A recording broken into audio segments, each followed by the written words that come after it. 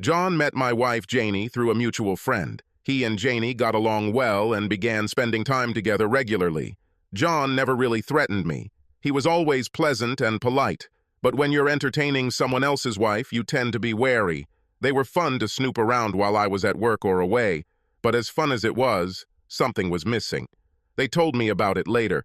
It was a December night when they decided to complete the missing piece of their puzzle. Janie invited John over to play cards after dinner. He arrived around 8 o'clock in the evening, and Janie greeted him cordially. She hugged him, which I didn't think was that unusual. After all, they were friends. First, we sat on the couch, and I got John a beer from the refrigerator. When I returned, John and Janie were sitting together, holding hands and placing them on his leg. "What's going on, guys?" I asked, because the expression on their faces was that of a person who had to tell some terrible news. "Well, darling," she said, "we have something to tell you, but we'd prefer it if you sat down." I did the smart thing and sat down, and she continued to explain. "John and I have had sexual relations for the past 2 months. You see, we had a chemistry that was stronger than both of us, and one thing led to another. We care about each other." She reasoned sensibly. "I care about you too, and I didn't want to cheat on you, so we have a proposal that we would like to propose." John picked up where Janie left off. "You see, we can't stop dating. There's too much to ignore, but we wanted to make sure you were a part of our little date. We will continue to have sex regularly, but you will be there with us, watching. Maybe lend a helping hand here or there," he said, smiling. Janie continued, "Actually, this will be a lot of fun for you. I looked at your search history and I know you like cuckolding videos." She rolled her eyes when I got embarrassed. "I saw the history on your browser, and you're constantly searching for cuckold relationships, so I know deep down that's really what you want. Honestly, it will be better for our marriage too." John started again. "So all we need from you is a signed document, a simple statement that all parties to a contract agree to these terms." I looked through the papers that Janie took out of her purse. Certain circumstances indicated that she and John were to be cleared of any wrongdoing if the agreement failed, and I decided to pursue divorce proceedings. Some clauses allowed various forms of physical contact, such as kissing, hugging, and even showering and sleeping together. I sat there with a dry mouth, not knowing what to say. Janie said she was right. "Look, I love you, but I also love John and what he can do for me. It's nothing personal, but the way he makes me feel is something I can't just quit. I know he feels the same about me." John nodded his head in agreement. "So, sign the contract, baby. From now on, everything will be exactly like this." What was I supposed to do? I certainly didn't want a divorce, but I had no idea how I would react to seeing Janie having sex with another man. I looked at the two of them again. Their hands were still clasped, but now on her hip. Janie looked at me seriously and said, "Maybe this will convince you to sign." I watched as she pulled John's face to hers and began to kiss him. He responded in kind and put his hand on her cheek. Part of me couldn't believe what I was watching. There was my wife kissing another man. I didn't want to admit it, but the longer they both kissed, the more I liked it. I tried to move away and hide the obvious signs, but John noticed. "Look, he likes it!" he exclaimed. That's when Janie handed me her pen. I looked at the contract with pen in hand and sighed.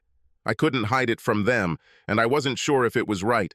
I've studied quite a few stories about cuckolding sex, but it was for a case I was working on. You see, I'm a private investigator, and I do a lot of divorce work, in addition to the security company I own. Obviously, I haven't done enough research. So I went into investigator mode, which I'm sure they didn't expect. I pulled out my miniature tape recorder and pressed the record button. Just to be clear, I would like to record our conversation to eliminate any future disagreements, just for my own peace of mind. You understand? There's a lot of legal nonsense here. I noticed that you two have already signed and notarized your signatures. Yes, said John. We just wanted to save time. We knew you would agree with this. Geraldine, our notary, will be here soon to notarize your consent. Then we can start having fun." He beamed like a child at Christmas. "Just to be clear, how long have you two been having sex behind my back?" I can't believe I didn't understand anything. Janie squeaked, "Well, we've been married for 4.5 years, and John and I had an affair for 2.5 of them. And please don't mention it in those terms. He is my soulmate, and we have been making love this whole time." "Really? Now I've gone a little overboard." "Come on, Richard. Don't get so caught up in yourself. She is a loving enough woman for both of us." I looked at them and realized that my marriage was over. I took a pen, made my note, and stood up. "I hope this satisfies you." I showed them the document. I scribbled, "Oh, hell no," on the signature. Janie looked at the contract and squealed, "Sorry, dude, I'm bad at sharing. Now look here, John."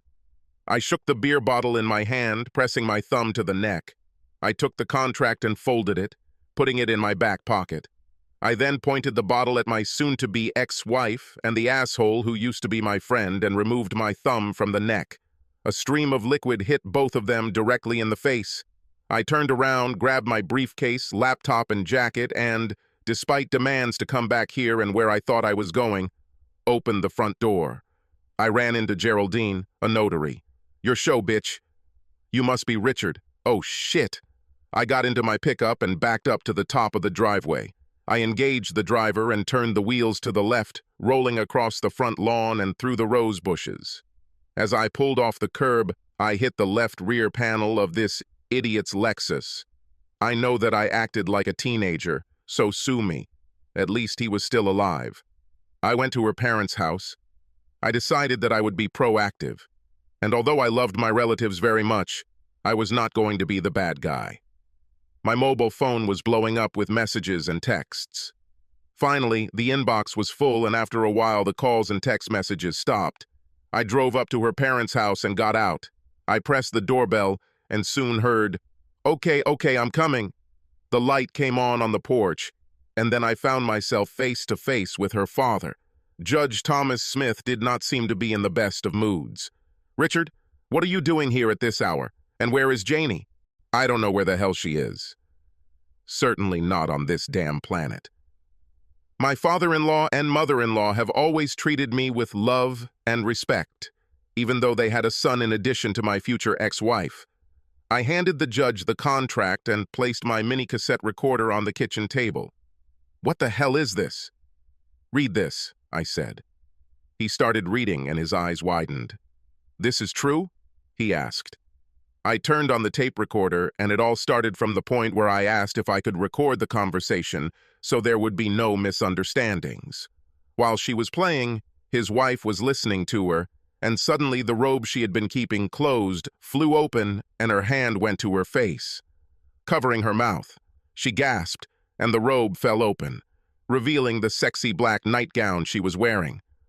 Well, I thought, his evening is ruined. He finished reading and looked at me. "I don't think there's any way around this, is there? What would you do in my situation?" His eyes dropped and he winced. "I understand, son." Just then, their old-fashioned home phone rang. His wife answered the phone. "Hello? Mother. If Richard is there, I need to talk to him right now." Her father grabbed the phone. "About what, stupid? Are you two having any problems?" There was a cry and surprise at the other end of the line. "Dad, what are you talking about? This doesn't concern you or my mother. This only applies to me and my husband. You should get a contract that spells this out. Otherwise, you've turned this into a family problem." I heard screams and, "Oh, no, they know," her father said into the phone. "Goodbye, Janie," and hung up. Dad turned to me and said, "Go and get a good night's sleep. Then do what you have to do. Just don't do anything stupid, okay?" "Yes, sir. I'm sorry for everything. It's not your fault, son. Sometimes a snake just sneaks into the garden." I got out, got in my truck, drove to the Hampton Inn and stayed there for a week. I started destroying the minibar.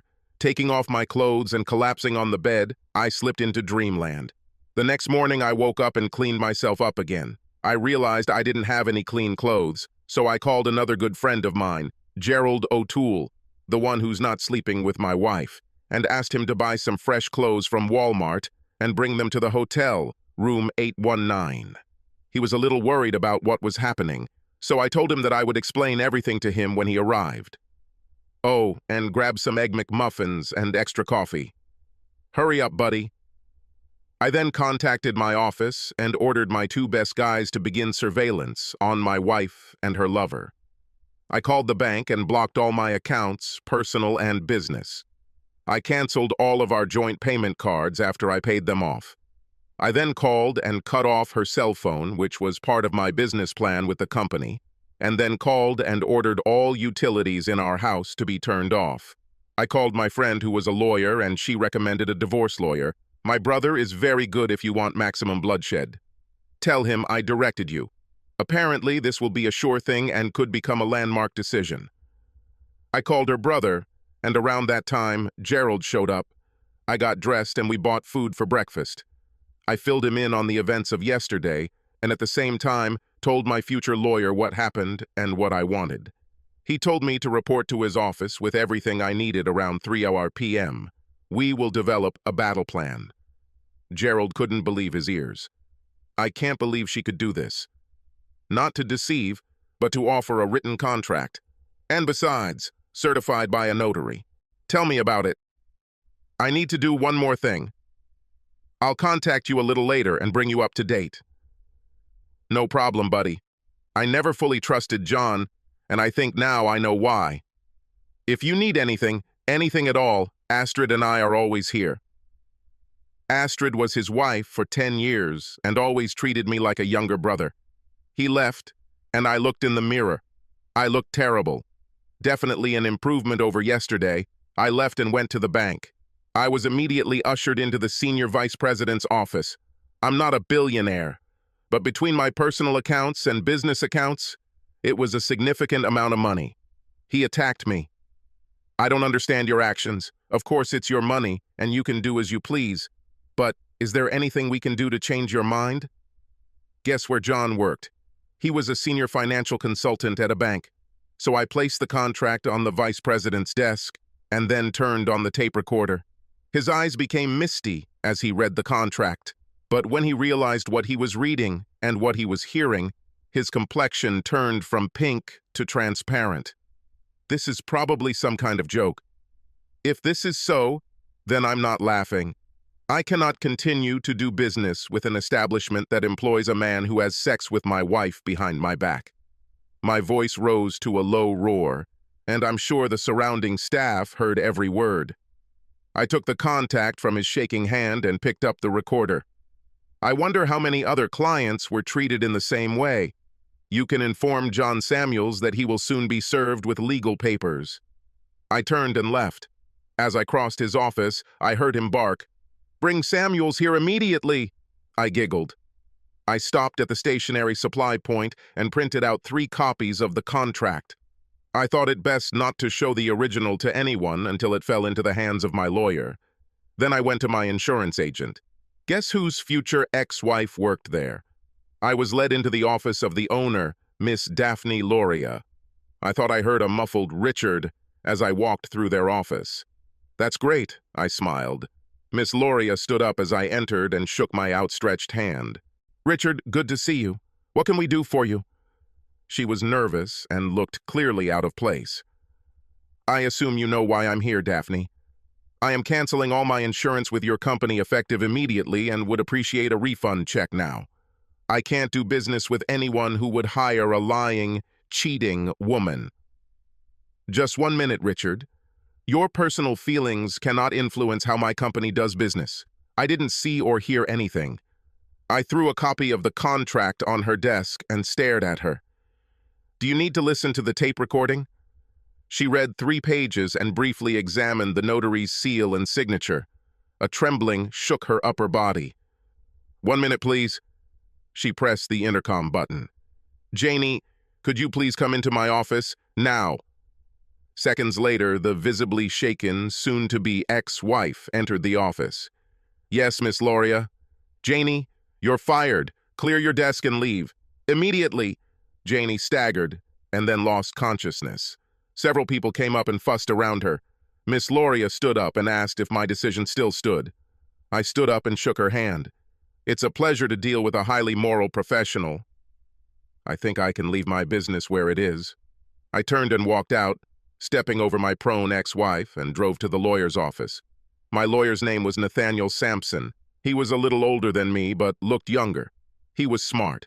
He invited me into his office. He asked if I wanted something to drink and then asked his secretary to get us some water. Now, Richard, I've talked to my sister and she seems to think I'll like it. So what do you have? I prepared the original contract and then turned on my tape recorder. The recording ended and he listened to it, but he seemed more interested in the contract. When it was over, he pressed the intercom button. His secretary, legal assistant, entered. Bethany, take this tape recording and make 2 copies. Then put the original in the safe. Buy Mr. Daniels a new cassette and return the recorder back. He returned to reading and continued to glance sideways at me from time to time. Finally, he put down the contract and looked at me. This is for real, isn't it? No one could come up with something like that. He thought for a minute, then looked at me. Okay, so what do you want to do? I want to crucify them. I want to hurt them so much that they won't be able to get a job or have any social life together. I want to they paid big time. He smirked slightly and smiled at me. I have never seen anything like this in my life. I wouldn't mind being a part of this for any money in the world. The first thing we're going to do is get a notary here and question her. I've worked with her before and I think she'll be accommodating. We will have our own notary here and we will do everything legally. We will then verify the authenticity of the tape and put it to good use. We will insist on a jury trial and beat them up. Oh, I said, I think they're both out of work. I made a little fuss at the bank and at her workplace. Even better if we just increase the pressure. If we get a jury trial, I will take up the case pro bono. I already like it. The fact of the matter is that they have no claims to either slander or slander. We have proof that everything they said is true. Until we deviate from the facts, they won't do a damn thing. We'll be able to do or say. Light slowly dawned in my mind. They buried themselves. We invited a notary, and when they told her everything, she attacked them. She testified that they wanted to have their cake and eat it too. Nathaniel made an appointment with the judge and presented our case. He shook his head and looked at me. I sympathize with you, Mr. Daniels. If I can, I will do everything in my power to make things right.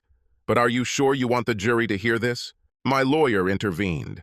Your Honor, my client wants maximum pain and suffering for the woman who is technically still his wife and the person she was communicating with.